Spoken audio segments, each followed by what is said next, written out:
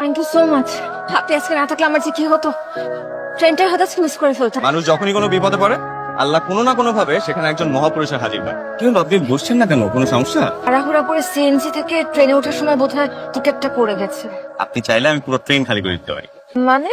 মানে কিছুই না, আমি আপনার সিটের ব্যবস্থা করে দিচ্ছি। আপনি একটু ওয়েট করেন, আমি সিট ম্যানেজ করে দিচ্ছি। এক্সকিউজ মি, আপনি কিছু খাবেন? এই কেবিনটা ম্যানেজ করে দেওয়ার জন্য থ্যাংক ইউ।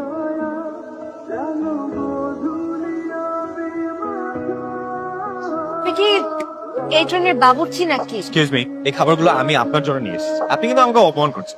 সরি, আমি আপনাকে অপমান কেন করতে যাবো? আর এই যে একটু পরপর আপনি যে আমাকে ভাবে হেল্প করছেন, আমি কি আপনাকে একটু এক্সট্রা সাহায্য করছি? আপনার কি মনে হচ্ছে না আপনি আমাকে এক্সট্রা সাহায্য করছেন? খাবারটা মজার আছে। তাই না? আপনাকে আমি বলেছিলাম না যে আমাদের কার্টুনের কতটা মজা। আমি কাউকে এর আগে দেখি নাই যে অন্যের হাতে খাবার খাওয়া এত উত্তেজিত হতে। পুরো ট্রেনটাই আমার নিজের সম্পদ মনে হয়। মানতেই হয়, আপনি আসলে মহাপুরুষ। ঠিক আছে, আপনার থেকে কিছু লাগবে? তাহলে আমি আসি।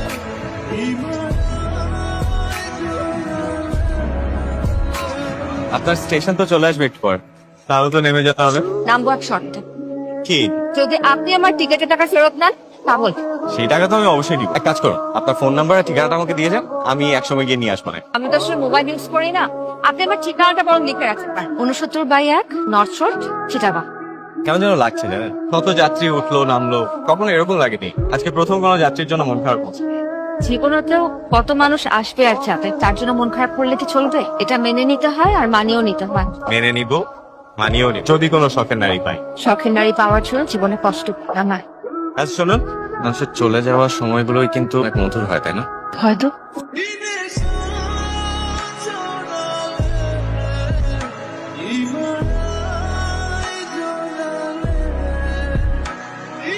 একটা অপরিচিত ছেলে আমার হাত ধরলো, তাতে আমার এমন লাগছে কেন? এখনো ভূতে হচ্ছে। আমি কি হাতটা ধুয়ে ফেলবো, মুছে ফেলবো এসব? কিরে, তোর হাত ধোয়া হলো? হ্যাঁ মা। তাড়াতাড়ি আয়। তোর আসতে কোনো সমস্যা হয়নি তো? না মা। মামা মামি ঠিক মতো যত্ন নিয়েছে? হ্যাঁ নিয়েছে। আর মামি বলেছে তোমাকে বাসায় যেতে। দেখি, সময় হলে একদিন যাব।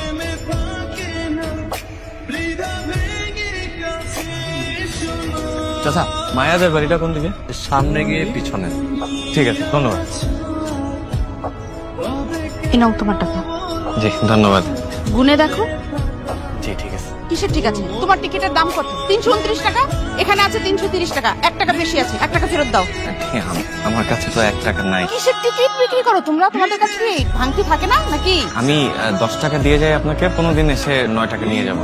9 টাকার জন্য তুমি আমার বাড়িতে আবার আসবে? কোনো দরকার নেই, যাও এখন যাও। 1 টাকার জন্য এরকম করলো? এই যে শুনছেন, দাঁড়ান। আপনি যেভাবে চলে আসবেন বুঝতে পারি নাই তো। এখানে না এভাবে দাঁড়িয়ে কথা বলাটা ঠিক হবে না। মা ভীষণ রাগী, দেখতে পারলে দুজনের জন্য সর্বনাশ হয়ে যাবে। রাস্তার ওপাশে বিকালবেলা চলে আসুন। বিকাল? সারাদিন আমি কোথায় থাকবো? একটু ব্যবস্থা করে নিন। এত দূর এসেছেন আর এতটুকু ব্যবস্থা করতে পারবেন না? তুমি আসছো? আসবো না কেন? আপনার আসতে কোনো সমস্যা হয় নাই তো? তোমার মতো একটা পরি আমার সাথে থাকলে অন্য কোনো সমস্যা আমার কাছে পাত্তা পাবে না, এটাই তো স্বাভাবিক। লাইনটা দেখে ভালোই মারতে পারেন।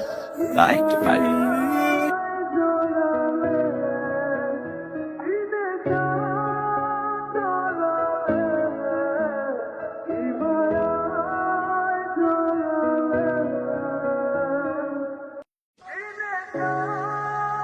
এভাবে আমার দেখা করতে খুব কষ্ট হয়। কত জোর চোখ ফাঁকি দিয়ে আসতে হয় আমাকে। আসলা না হয় একটু আমার জন্য? না আসার ইচ্ছা থাকলে প্রথম দিনই আসতাম না। Thank you. আমার নিজেরও তো ভালো লাগে আপনার সাথে দেখা করতে, কথা বলতে। সত্যি? এখন কি সবকিছু প্রমাণ করে বলতে হবে আপনাকে? চলো পাহাড় দেখে আসি। দেখেন আপনি। তুমি আজকে হাতটা না ধরলে তো আমি শেষই হয়ে যেতাম। আর আপনি যদি সেদিন আমার হাতটা টেনে তুলে না ধরতেন, আমার তো সর্বনাশ হয়ে যেত। আমরা কি একজন আরেকজনের হাত ধরার জন্য জন্মেছি? জানি না, তোমার মধ্যে তো ভীষণ মায়া। আমার নামটাই তো মায়া। আমরা তো নিজেরাই সামনে শুক্রবারের তারিখটা ঠিক করে কি বলেন? ছেলে তো আমাদের নিজেদের ঘরের ছেলেই বলতে গেলে। এখন যত তাড়াতাড়ি বিয়েটা হয়ে যায় ততই ভালো। সামনের শুক্রবারই ডেট ফাইনাল করি। ঠিক আছে।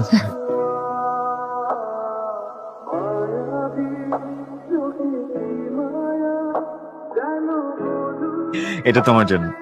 ছিল নাও। মাহিন পাত্রপক্ষ আমাকে দেখতে আসছে। সবকিছু নিয়ে ফাইজলামি করি, এগুলো নিয়ে ফাইজলামি করা তো ভালো লাগে না। আমি ফাইজলামি করছি না, আমি সিরিয়াস। এখন কি করবো? শুনুন, তাহলে পালিয়ে যাই আমরা। পালিয়ে গেলে পরিবার কষ্ট পাবে, আমাদের কি অন্য কোনো উপায় নেই? না, আর কোনো উপায় নেই। আমার হাতে একটি অপশন আছে, আমাদেরকে পালিয়ে যেতে হবে। বাকিটা আপনার ইচ্ছা।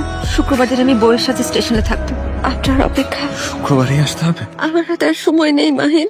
আর তুমি যদি না আসো, হয়তো তুমি আমার চেহারাও কোনোদিন আর দেখতে পারবে না।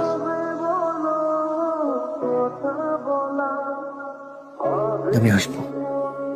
সত্যি? আমি কিন্তু থাকবো আপনার অপেক্ষায়। তুমি তো মাকে দেখে দেখে রেখো, মায়ের খেয়াল রেখিস। সাবধানে যাস প্লিজ।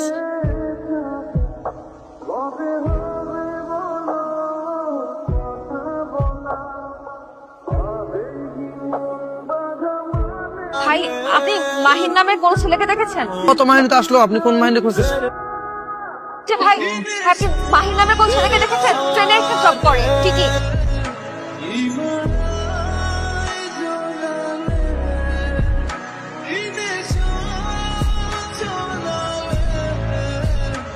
কোথায় যাচ্ছেন আপনি? আমি চট্টগ্রামে যাচ্ছি। আপনারা? আমিও তো চট্টগ্রামে যাচ্ছি। ওকে আপনার মেয়ে হয়? হ্যাঁ, আমার মেয়ে। মা, বাবা কোথায়? বাবা তো বাহিরে আছে মা। আমি বাবার কাছে যাব। ঠিক আছে। ও একা একা যেতে পারবে? হ্যাঁ, পারবে। বাবা, ভাই কি ট্রেনে কেক কাটবো না? অবশ্যই কাজ মা, চলো। না, অনেকক্ষণ ধরে বসে আছি তো, আমার একটু খারাপ লাগছে, আর আমি একটু হেঁটে আসি। হ্যাঁ।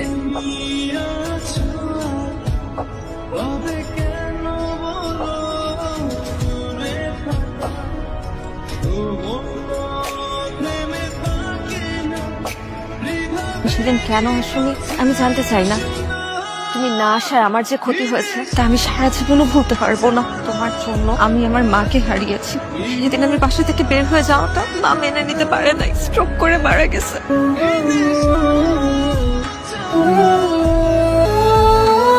তোমাকে ভালোবেসে কি আমি কেন এত বড় শাস্তি পেলাম মাহিন? না পেলাম আমার ভালোবাসার মানুষকে, আরেক থেকে হারালাম আমার মাকে। ভালোবেসে কেউ কখনো না চলন্ত আগুনে ফেলে যাবে, সেটা আমি ভাবতেও পারি নাই মাহিন। তুমি সেদিন কেন আমাকে নিতে আসো নাই?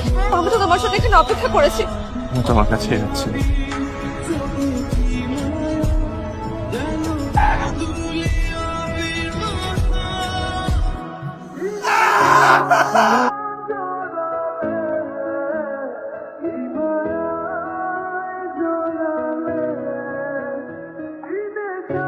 আমি 3 মাস হসপিটালে ছিলাম। হসপিটাল থেকে বের হয়ে তোমাদের বাড়ির ওদিকে গিয়েছি, কিন্তু ততদিনে তোমরা অন্য কোথাও চলে গেছো।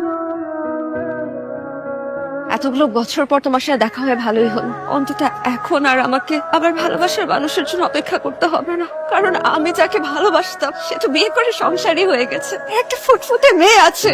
আপনি অনেক ভালো থাকুন মাহিন।